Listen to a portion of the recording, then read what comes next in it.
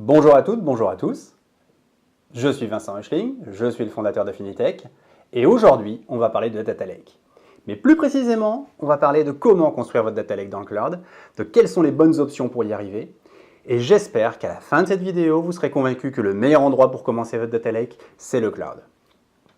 Bienvenue dans Data, Cloud & Co.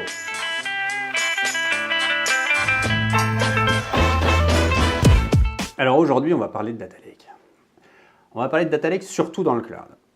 Aujourd'hui, 80% des projets qu'on réalise sont dans le cloud, plus précisément sur Google Cloud, et que pour construire un Data Lake, il va vous falloir une grande célérité dans la manière de le faire, et il va falloir une grande capacité d'avoir une flexibilité en termes de ressources que vous allez engager dans ce Data Lake. Alors, revenons sur des propos qu'on a déjà tenus la semaine dernière. Pour construire un Data Lake, il faut être capable de collecter de la donnée, la stocker, et puis ensuite la processer. Pour le reste, on verra ça lors d'une prochaine fois. Souvent, quand on parle de Data Lake avec les gens, ce qui se passe, c'est qu'ils nous disent « je vais utiliser Hadoop ». Alors Hadoop, c'est une technologie qui pendant de longues années a été le standard de facto pour construire un Data Lake. Vous vouliez construire un Data Lake, Hadoop était sincèrement la bonne réponse puisque vous aviez de grandes chances de pouvoir résoudre votre problème avec un cluster Hadoop. Mais néanmoins, c'est aujourd'hui quelque chose qui est compliqué à mettre en œuvre, qui est fastidieux à faire tourner et à opérer dans le temps. Et donc, sincèrement, aujourd'hui, il y a beaucoup plus simple que d'utiliser un cluster Hadoop. Alors, revenons sur ce qui fait un cluster Hadoop. Ce qui fait un cluster Hadoop, c'est d'abord un système de fichiers distribué qui va donc permettre de stocker la donnée, de recevoir la donnée et de la stocker. Ce système de fichiers distribués, qu'est-ce qu'il fait? Il construit un ensemble global de systèmes de fichiers sur plusieurs machines en assurant la redondance des données, c'est-à-dire que quand vous allez avoir une donnée qui va être sur un nœud du cluster, elle va être copiée généralement sur deux autres nœuds du cluster. Ça veut dire qu'il va falloir faire que l'ensemble des synchronisations de données soient opérées entre ces différentes machines. Donc ça, c'est le premier étage de la fusée, c'est comment est-ce que l'on fait un file system et comment est-ce qu'on stocke. Donc déjà là, on a déjà un bon niveau de complexité à opérer. Et souvent d'ailleurs, des gens qui ont un gros recul sur les clusters Hadoop ou les choses comme ça disent « c'est pas un problème technologique, c'est véritablement un problème d'opération ».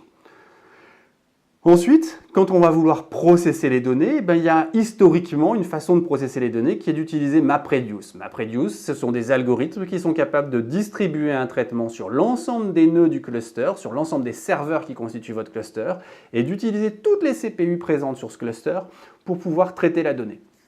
Donc ça fait quelque chose qui finalement, au même titre que le stockage, scale très bien et vous permet d'arriver à de très grandes ampleurs. Donc un peu plus tard est arrivé Spark, qui est devenu aujourd'hui le standard de traitement de données dans un data lake.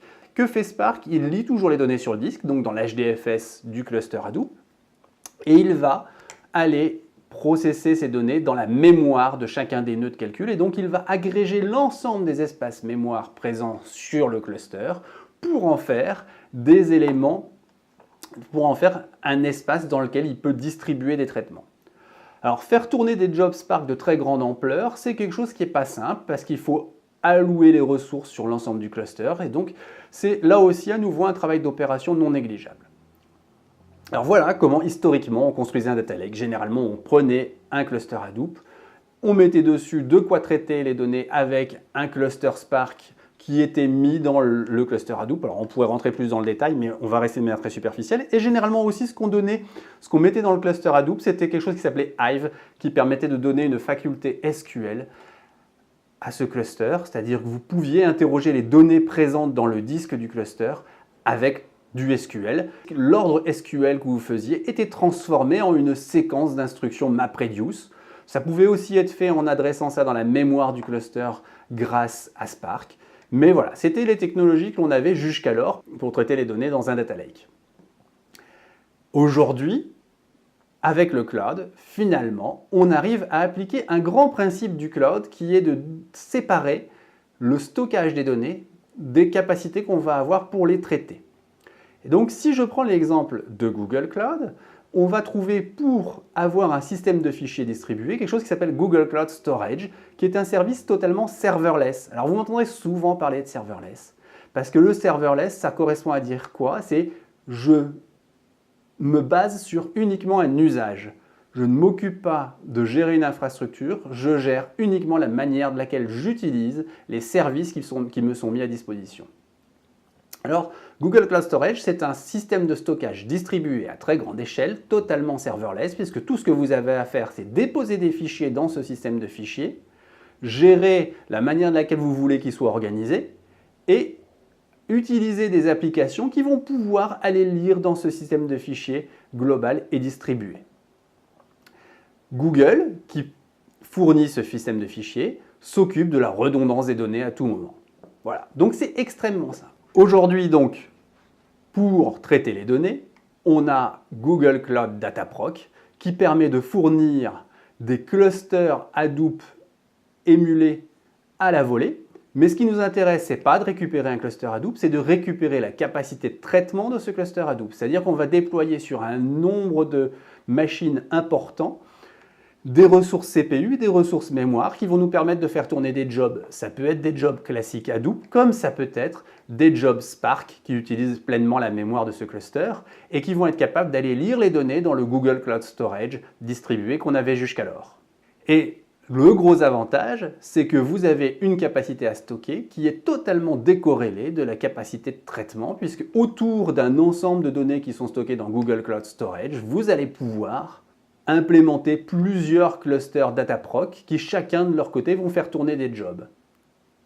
Et le gros avantage là-dessus, il est surtout économique parce qu'il permet de n'avoir des ressources provisionnées que lorsque vous avez du traitement à effectuer dans votre cluster.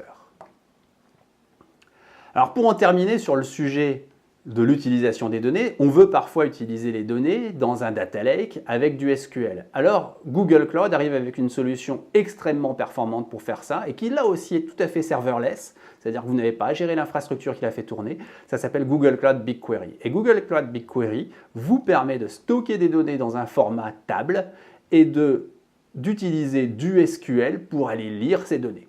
Et là où ça devient intéressant, c'est que la donnée structurée que vous allez stocker dans Google BigQuery peut aussi être lue depuis un process Spark dans un cluster Dataproc en marge de votre environnement Google BigQuery. Alors, j'espère que ces petites explications sur comment est-ce qu'on construit un data lake dans Google Cloud vous ont permis de commencer à comprendre pourquoi c'était intéressant d'aller vers le cloud pour construire ce type d'environnement. Sachez que nous, aujourd'hui, on a un starter kit qui nous permet de déployer un environnement data lake très très vite. Dans de futurs épisodes, on verra la manière de laquelle on peut déployer des services qui permettent de faire du temps réel, des services qui permettent de déployer des API, des services qui permettent de faire un data lab et de constituer des traitements. Mais voilà, c'est un premier début. Et je vous invite à réagir dans les commentaires si jamais vous voulez des éclaircissements sur tel ou tel point. Alors, si vous voulez aller plus loin, on pourra aussi se rencontrer lors du Google Cloud Summit où Affinitech aura un stand. C'est le 18 juin à la Porte de Versailles à Paris. L'entrée est gratuite. Vous avez le lien ici et on vous attend nombreux sur notre stand. Mais n'oubliez pas, d'ici là, si vous voulez bien traiter votre donnée, si vous voulez bien utiliser votre donnée, eh bien, le mieux à faire, c'est d'abord de vous abonner. À très vite!